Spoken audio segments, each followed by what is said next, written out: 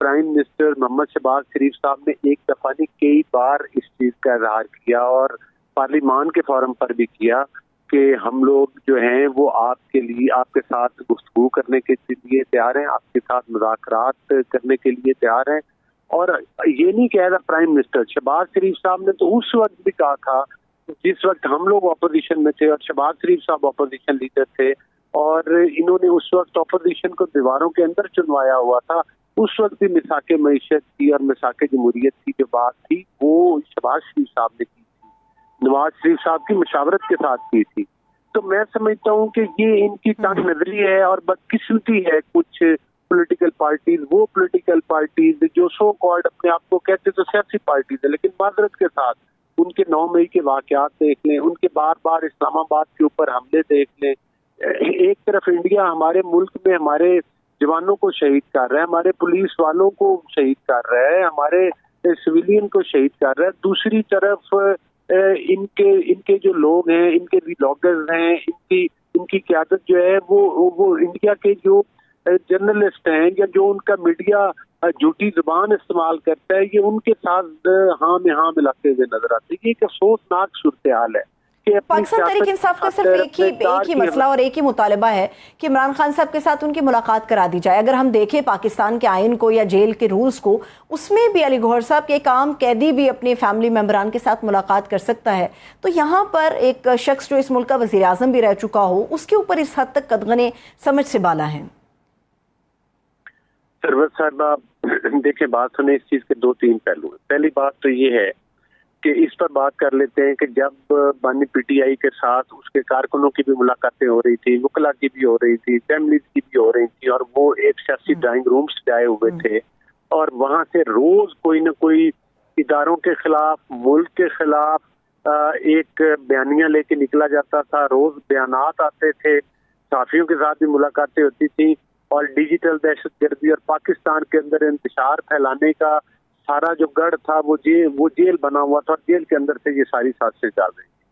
اب آ جاتے ہیں اس طرف کہ یہ موجودہ صورت. آپ کو یاد ہوگا کہ ایک ملاقات ان کی بہن سے کروائی گئی تھی اور اس کمٹمنٹ کے ساتھ کروائی گئی تھی کہ چاہے آپ حکومت کے خلاف بولیں، پی ایم ایل این کے خلاف بولیں، ہم پر تنقید کریں، لیکن آپ نے اداروں کے اوپر ہرزہ سرائی نہیں کرنی آ کر ان اداروں پر کہ جن کے جوان شہادتیں پیش کر رہے ہیں اور جو بارڈرز کے اوپر مطلب ہے کہ وہ پاکستان کے لیے دن رات ڈیوٹی دے رہے، جن کی وجہ سے ہم لوگ شک کی نیند سو رہے ہیں. تو آپ ان کے خلاف ہرزہ سرائی کرتے ہیں لیکن وہ باز نہیں آئے اپنی اس روش سے. آج بھی آپ یہ نہیں کہتے کہ 100% ملاقاتیں نہیں ہو رہی. ملاقاتیں ان کی مسز کے ساتھ ان کی ریگولر ملاقات ہوتی ہے، اس کے بعد ان کے بچوں کے ساتھ بھی فون پر بات کروائی جاتی ہے. ویسے یہ تو ابھی کہانی پوری کھلے گی. 6 اگست کو غالباً سپرنٹینڈنٹ ڈیالہ جیل سے رپورٹ بھی طلب کی ہے عدالت نے کہ وہ یہ آ کے واضح کریں کہ واقعی عمران خان صاحب کی ان کی ہمشیرہ کے ساتھ، ان کی ہمشیرہ ہو یا ان کی اہلیہ ہو یا جیل کے اندر جو معاملات ہیں ان کے واقعی معاملات آگے بڑھ رہے ہیں یا نہیں. یہ تو 6 اگست تک ہمیں انتظار کرنا پڑے گا کہ سپرنٹینڈنٹ ڈیالہ جیل کیا رپورٹ پیش کرتے ہیں عدالت کے سامنے. جی بالکل، وہ دیکھیں نا، وہ عدالت میں جانا ان کا رائٹ ہے اور وہ عدالت نے ان پر رپورٹ مانگی ہے تو پھر وہ تفصیل کے ساتھ بتائیں گے سپرنٹینڈنٹ. لیکن میں سمجھتا ہوں کہ اس میں ان لوگوں کے اس نہج پر پہنچنے میں مجھے یہ بتائیں کیا پی ایم ایل این نے یا ہماری گورنمنٹ نے مشورہ دیا کہ آپ 9 مئی کے واقعات کریں؟ کیا ہم نے مشورہ دیا کہ آپ ایک سزا یافتہ بندہ ہے، وہ جیل میں بیٹھ کر اداروں کے اوپر ہرزہ سرائی کرتا ہے، وہاں پر اس کو سیاسی ڈرائنگ روم سے جانے کا تو حق حاصل نہیں ہے.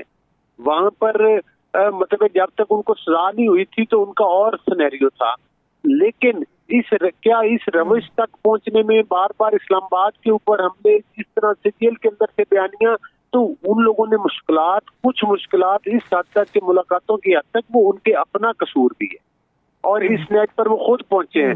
میں نہیں سمجھتا کہ اگر ان کے رویے میں کچھ وہ تبدیلی لے کر آتے تو میں نہیں سمجھتا تھا کہ ان کی ملاقاتیں بند ہوتی ہیں اتنی مطلب دیر تک یہ اس بات کے اوپر بحث کرتے.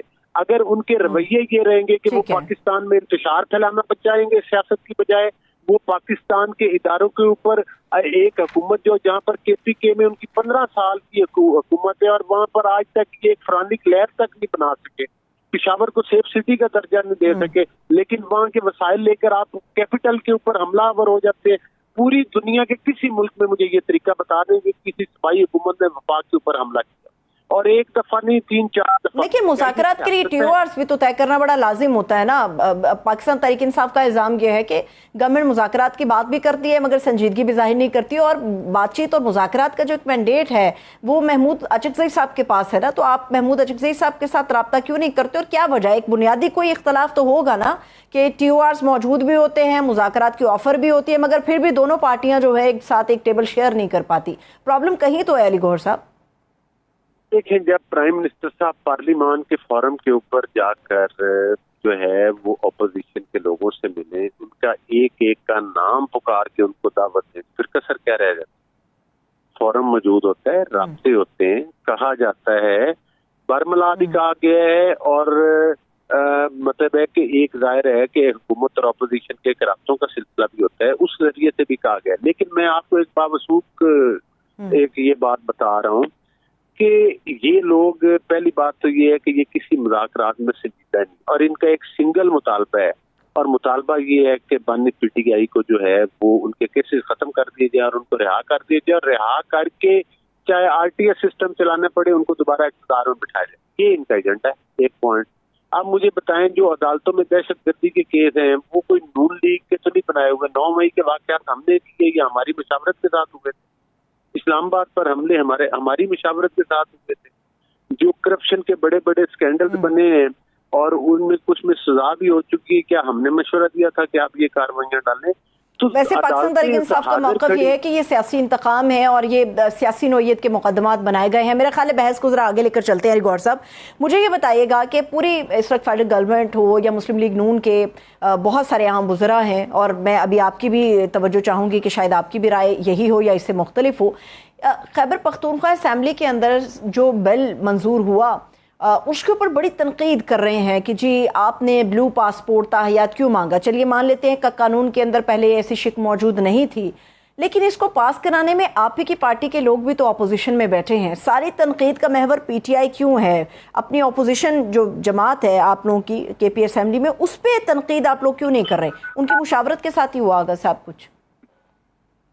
देखें सरवर साहिबा, पहली बात तो ये है कि हुकूमत की मेजॉरिटी होती है और किसी भी कानून साजी में हुकूमत का ही अहम किरदार होता है। और जहाँ तक इन लोगों की मरात, आप इनके चेहरे देख लें, ये कौमी असम्बली के अंदर मरात तो सारी लेते थे, लेकिन कौमी असम्बली से इन्होंने पिछले पूरे 1.5-2 साल जो पिछली असम्बली से बाइकआउट किया रखा, और इस असम्बली में भी मासवाए नाराबाजी के या बाइकआउट करने के या एहतजाज करने के इनका क्या पॉजिटिव रोल है। दूसरी बात ये है कि जो इन्होंने मरात ली हैं, ये तो दूसरों को चोर और डाकू कहते थे, और खुद तो वैसे तो जो KPK में को ये लूट रहे हैं वो तो गलत बात है, लेकिन कानून साजी करिए वैसे ये सारे MPs के लिए था। ये जो ब्लू पासपोर्ट वाली शिक थी ये तो सारे MPs के लिए था, और जो आप लोगों की पार्टी है अपोजिशन में है चाहे, उनको KP असम्बली में होश तब आया जब मीडिया के अंदर ये सारी खबर आ गई। सरवर साहिबा, पहली बात तो ये कानून साजी करके उसको काफी दिन छुपाए रखा, माना नहीं। और दूसरी बात ये है कि अकेले ब्लू पासपोर्ट की बात नहीं, आप पूरा पेपर पढ़े कि इन्होंने क्या क्या सिक्के पास किए हैं उसके अंदर। मैंने पूरा पढ़ा है, उसमें बहुत सारी ऐसी सिमिलर चीजें हैं जो कि फेडरल गवर्नमेंट के साथ हैं। तो एक तरफ कर देना, वो तो वैसे भी एक किस्म का, वो तो इनका सब्जेक्ट ही नहीं है, वो तो वफाक का सब्जेक्ट है। और दूसरी बात ये, मैं आपको मतलब फॉर योर काइंड इंफॉर्मेशन, आपकी वसातत से मैं मतलब है कि बाकी सुनने वालों को भी ये बताना चाहूंगा कि ब्लू पासपोर्ट MPA को जब तक वो मेंबर है ऑलरेडी अलाउ है।